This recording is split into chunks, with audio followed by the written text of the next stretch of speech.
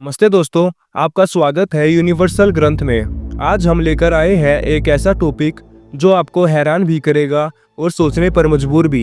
ऐसा रहस्य जो दुनिया के सबसे बड़ी मिस्ट्रीज में शामिल है, ईस्टर्न आइलैंड के मोई स्टैचूज। ईस्टर्न आइलैंड को रापा नुई भी कहा जाता है। दोस्तों, क्या आप जानते हैं कि ये प्रतिमाएं केवल एक आर्टवर्क ही नहीं बल्कि एक पुरानी सभ्यता के रहस्य को अपने अंदर समेटे हुए हैं। क्या है इन विशाल प्रतिमाओं का सच, किसने इन्हें बनाया और क्यों? Let's begin. ईस्टर्न आइलैंड का परिचय। दोस्तों, ईस्टर्न आइलैंड या रापा नुई एक छोटा सा समुद्र द्वीप है जो पैसिफिक ओशियन के बीचों बीच है। यह आइलैंड चिली से लगभग 3500 किलोमीटर दूर और दुनिया भर के लोग इसे मोई प्रतिमाओं के लिए जानते हैं। ये प्रतिमाएं कौन से युग की कहानियां बताती हैं और इन्हें बनाने के पीछे कौन सी कहानी छुपी है, यह हम आगे वीडियो में ही जानेंगे। यह जगह इतनी आइसोलेटेड है कि एक समय पर लोगों को यह लगता था कि यह दुनिया के मैप पर शायद एग्जिस्ट ही नहीं करती। लेकिन जब यूरोपियंस ने 1722 में इस जगह को डिस्कवर किया, तब यह पूरी दुनिया के लिए एक बड़ी खबर बन गई थी। द मिस्ट्रीज ऑफ मोई स्टैचूज। ये मोई स्टैचूज आपको हर जगह ईस्टर्न आइलैंड पर देखने को मिलते हैं। ये प्रतिमाएं 13 से 30 फुट तक ऊंची है और कुछ तो 80 टन से ज्यादा भारी। टोटल 900 से ज्यादा मोई प्रतिमाएं ईस्टर्न द्वीप पर है। इन्हें रापा नुई लोगों ने 1250 ईस्वी से 1500 ईस्वी के बीच बनाया था। लेकिन सवाल यह उठता है कि इतने बड़े और भारी प्रतिमाओं को बनाया कैसे गया होगा और इन्हें एक जगह से दूसरी जगह ले जाने के लिए कौन सी तकनीक इस्तेमाल की गई होगी।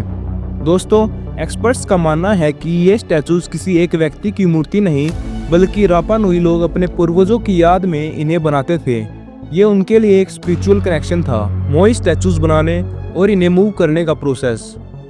मोई प्रतिमाएं वोल्केनिक रॉक्स, जिसे टफ कहा जाता है, से बनाई गई थी। ये चट्टान रानोराराकू नाम की एक जगह से मिलती थी। ये प्रतिमाएं बनाने के लिए रापा नुई के कलाकारों ने अपने हाथों और प्राचीन उपकरणों का इस्तेमाल किया था। लेकिन सबसे बड़ी रहस्य की बात यह थी कि इन प्रतिमाओं को द्वीप के दूसरे हिस्से तक कैसे पहुंचाया गया। कुछ इतिहासकारों का मानना है कि मोई प्रतिमाओं को वॉकिंग मेथड से मूव किया गया था। इसका मतलब रस्सियों और लोगों के टीम वर्क के जरिए इन प्रतिमाओं को धीरे धीरे लाया गया। एक और थ्योरी यह है कि वुडन लॉग्स का इस्तेमाल करके इन्हें रोल किया गया होगा, लेकिन अब तक इसका एग्जैक्ट जवाब किसी के पास नहीं है। मोई प्रतिमाओं का मतलब। दोस्तों, मोई स्टैचूज का डिजाइन कुछ अलग ही बातें बताता है।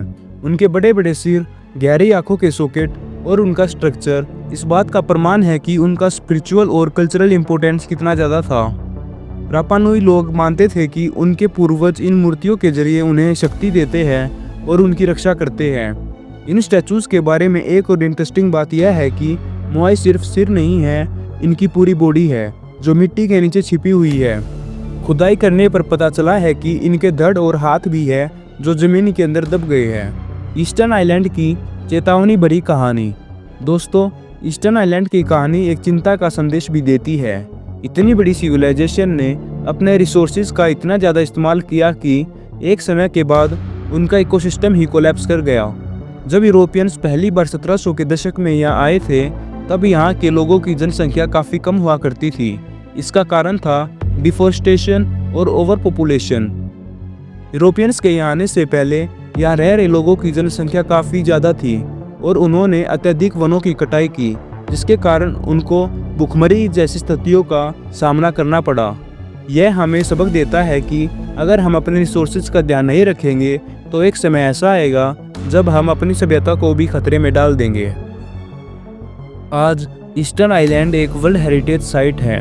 यह टूरिस्ट का एक बड़ा सेंटर बन गया है जहां लोग इन मोई प्रतिमाओं के रहस्य को समझने आते हैं।